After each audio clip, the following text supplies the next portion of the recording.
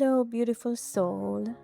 I'm Mistress Ana. Welcome back to Frequency of Love. And today, before I say anything else, I want to ask you to do something. Notice where your body is right now. Not your breath, not yet. Just where your body is. Are you sitting, laying down, walking? Are you alone? Are there people near you? Now notice, where in your body right now is there tension you did not know was there? Maybe your jaw, maybe your shoulders, maybe the soft place under your collarbones. Just notice. Do not change anything. I'm starting today this way because the episode we are about to have is not really about thinking. It is about something that happens in the body. Something that no matter how much you read or how much therapy you have done, can only fully heal in one specific way, through intimacy with another person.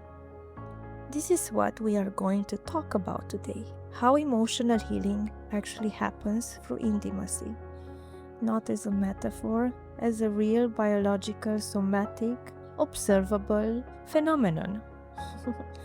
And I want to say something honest at the start, like always. You can do a lot of healing alone.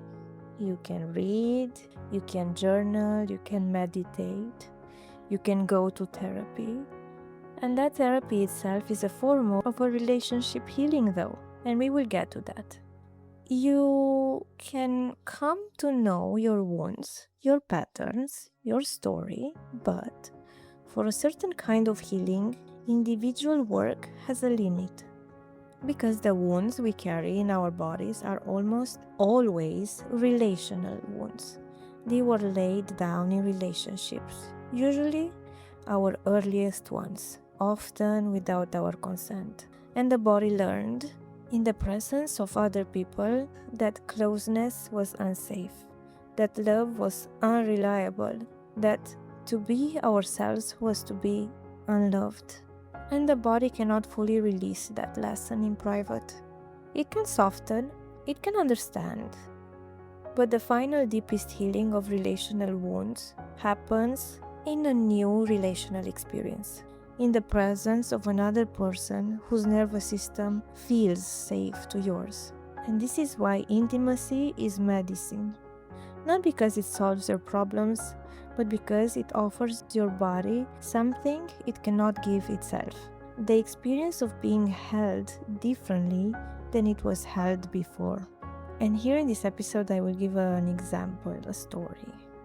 And I will tell you about Iulia. Iulia, she has spent years working on herself, therapy, workshops, books. She knew her patterns, she knew her wounds. She could tell you in clear, articulate language what her attachment style was and where it came from. And she was still, in her own words, untouchable. Not physically. People could touch her body, but there was a place in her, somewhere in her chest, somewhere in her belly, that no one had ever reached. A part of her that had decided very young that being met was not possible. And she said, I know everything about my wound. I just do not know how to let anyone close enough to heal it. And that was the truth she had been carrying alone. The slow work she did over the next year was not in the beginning about her partner. It was about letting one person, me, in the held space of our sessions actually reach the part of her that had been hiding. And not through a dramatic moment, through a small moment, through the experience, week after week, of being looked at without judgment, heard without interruption, and met without a performance. And her body slowly began to believe something is different.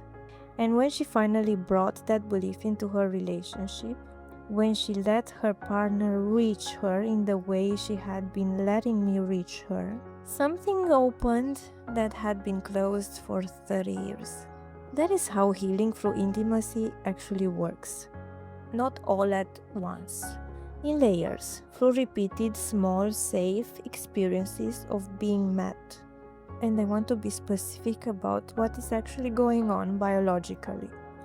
When you are with a person whose nervous system feels safe, certain things happen in your body. Your heart rate variability rises, your breath deepens, and your cortisol drops, and of course your oxytocin rises. The vagus nerve, which governs much of your parasympathetic system, becomes more active, signaling safety throughout your body. And this is not a metaphor, this is actually measurable.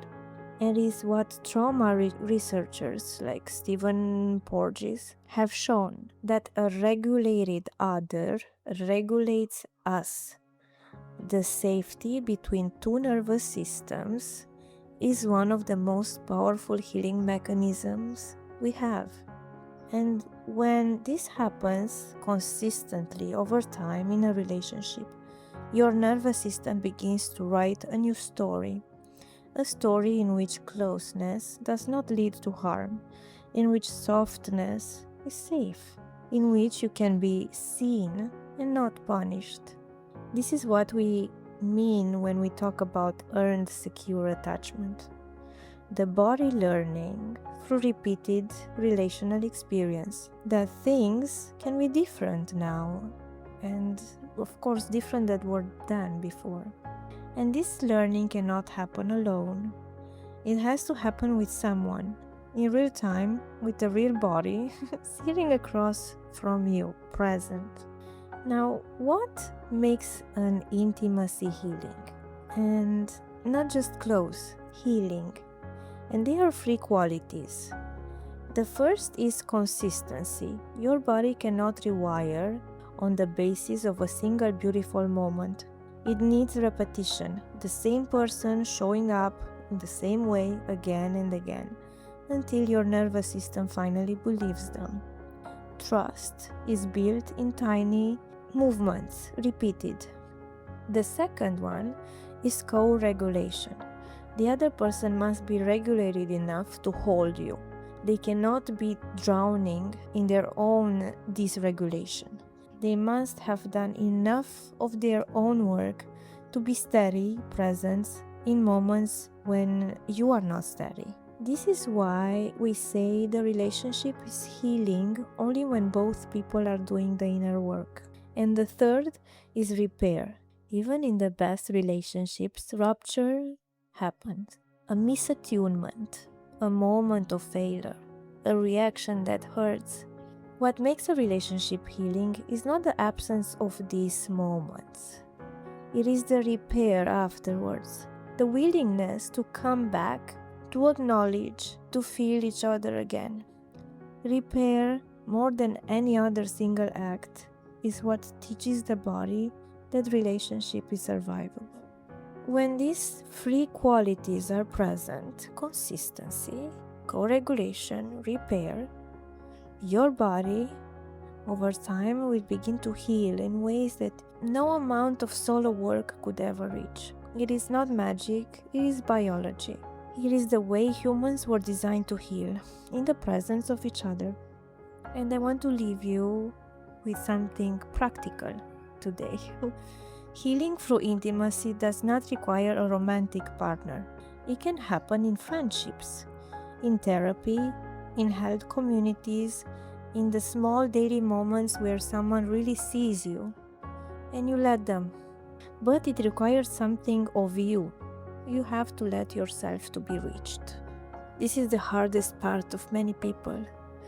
We can want intimacy desperately, and still, when it actually arrives, when someone actually moves toward us, they pull back. Because being met is risky. Because the body that was once unmet learned to expect disappointment. The work is not to force the wall down. The work is to take one small risk at a time, one small moment of letting yourself be seen, one small permission to receive instead of perform, one small choice to stay just a moment longer than you usually would when someone tries to reach you. Now, these moments accumulate, and slowly the body that has been hiding for years begins to come into the room. Now, Resma Menaken, the somatic researcher whose work has changed how I think about healing, wrote this. Your body knows. It has been keeping the score, and it heals not through information but through embodied experience in relationships over time. And that is the truth of this work. Now, if you have spent years doing the work alone and still find yourself wondering why you do not feel fully healed, let me say this to you. You are not failing. You are meeting the part of healing that the mind alone cannot do, the solitude alone cannot do. That requires another body, another nervous system, another patient soul to help your body finish what it could not finish in the original wounding. That help is available. It is closer than you think. It begins the moment you let one person, one safe person, actually reach you. Now, at Love Association and King Academy, we hold space for exactly this. For the people who are ready to let the body finally be met. And I will leave the link in the notes if you want to join our community, workshops, or events. Read our blog, just listen to the podcasts. You are welcome. Now notice your body one more time. Notice the place that was tense when we started. Notice if anything was softened. Thank you for being here with me. This is Frequency of Love. I am Mistress Ana, and I will meet you again in the next soul conversation.